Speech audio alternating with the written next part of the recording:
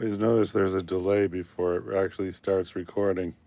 Anyway, we're doing the real-time watercolor painting, pair of pears. Let me turn this off. That was the actual subject, but we have the overhead light on so we could see better what we're doing. I think it's coming along okay. So let's just jump right in.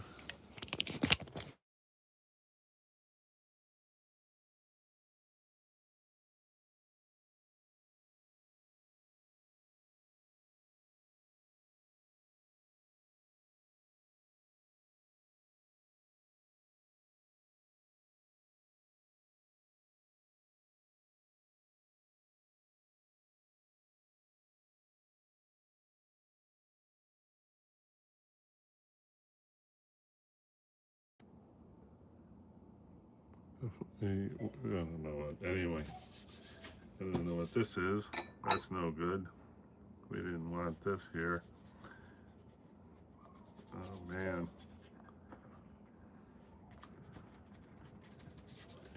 Well, we have a sloppy piece of paper happening here. Well, anyway, it's a piece of Arches paper I just found laying around, and it was very close proximity to a Arches pad cover that didn't have paper in it, so I'm thinking it's an Arches paper. Oh, there's some cat hair because my sweet granddaughter recently got a cat, and so. Oh, another thing about this is we did this whole thing with a bigger brush. I mean, to do this stem and all that, we would probably want to be using a little teeny brush, but no, we're trying to go bold and do everything with a big brush. Anyway, moving right along. I got some red water here, so if I'm gonna paint a red, I'll use the red water. Here's clear water. One thing I like to do is beef up the shadow, and a good way to beef up the shadow is to put a cool color. This is a new Daniel Smith set I got. I forgot what it's called. Anyway, to beef up the shadow, we're going to try to make a Payne's gray that leans heavily into blue. So that's pretty much what we got there. That looks pretty blue. And we're going to do distant areas. Let's have a look at the actual, there we go. Let's just, I'm going to put some right there and some right here and a little bit right here, I guess. And so the blue is, hey there, Samia, thank you very much for the comment. Wow, 14 people here. How exciting is that?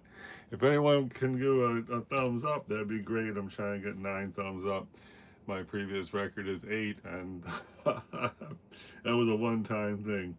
Anyway, we put the blue there, and now we're gonna put a warm gray. So I have that same blue, and then I have this red mixture here, and I think that's not really as gray as I like. Now I go back to this. Okay, that's definitely a warm gray. So, and let's just have a look at that real shadow. That's the actual shadow. And I guess we're just gonna go like right here. And now I'm just gonna sort of blend this around a little bit because, okay, good. Now I'm gonna blend it around some more. So this way we got a cool color, you know, in the, and then this was kind of a nicer line. This looks good right here. This area of the shadow I think is looking good. Anyway, what else? Oh, I can't get the phone there. Okay. So I'm gonna try to blend this out a little bit more so there's not really the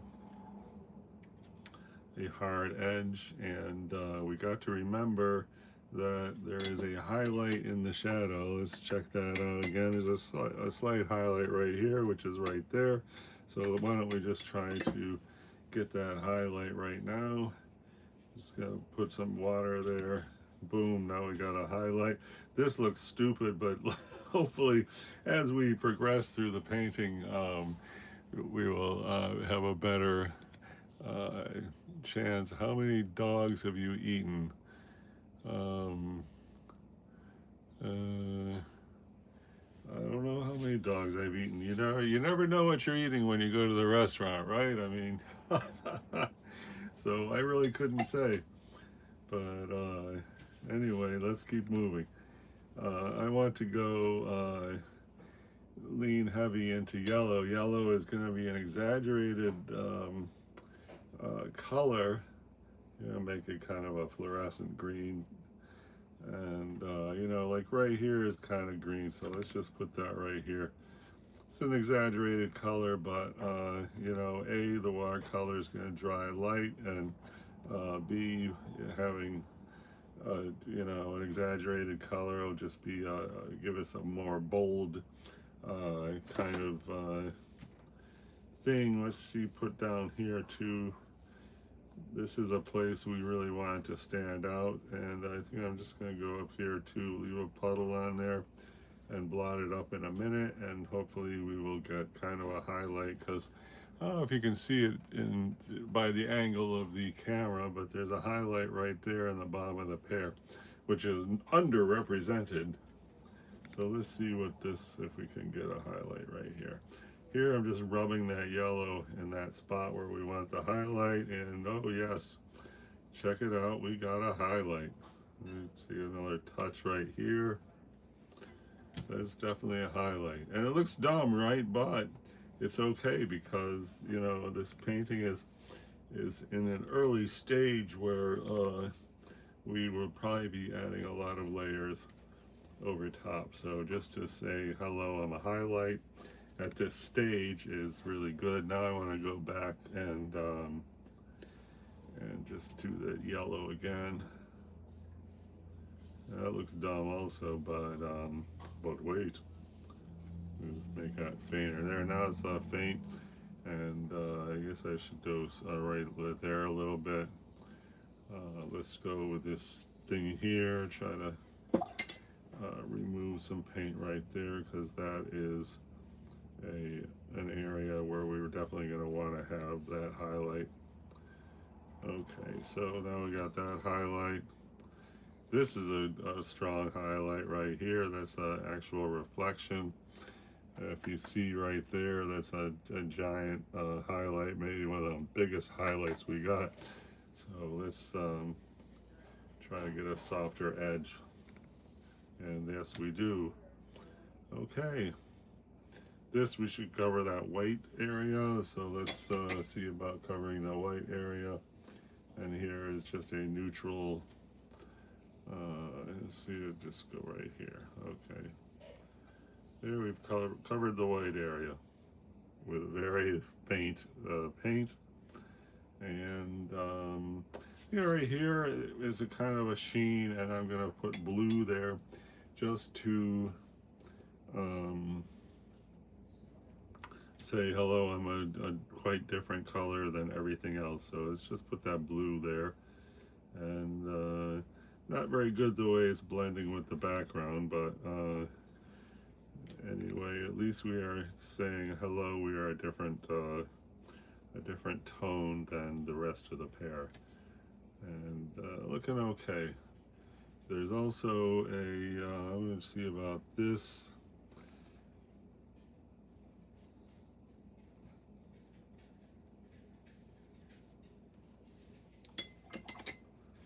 And what else?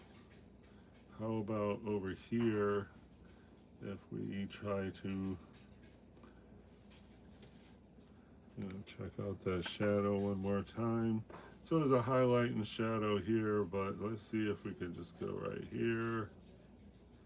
That's a pretty bold color, which is not necessarily a good idea, but we'll find out as we go here. Let's just try to get this thing kind of diffused. Looks pretty bad.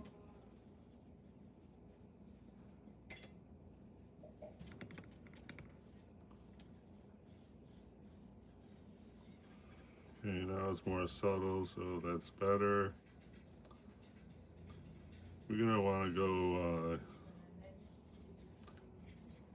real dark there at some point because we need the pear to look like it's in front of this shadow.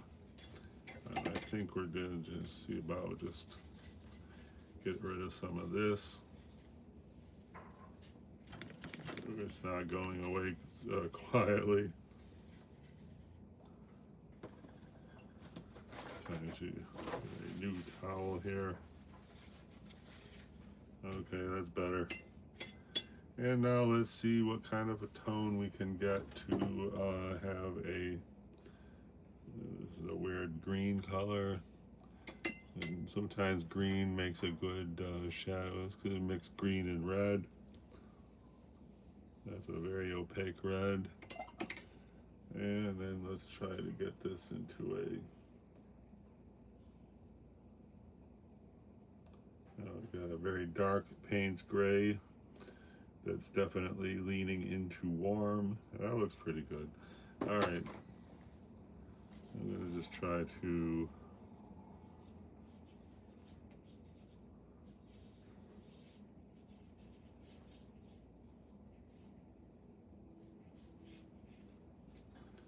okay, so this is bad because we don't want to have the same tone in places that are like different distances away, so that's maybe going to be better like that. And we're really just trying to establish that edge there. That doesn't look too bad, so let's just stick with the one thing that's right on the edge. Now let's try to get a diffusion. Okay, looks good. We go a little darker here. Okay, not looking bad, I guess. And then we should probably head back to the blue Payne's gray and blue. Now let's just go right here.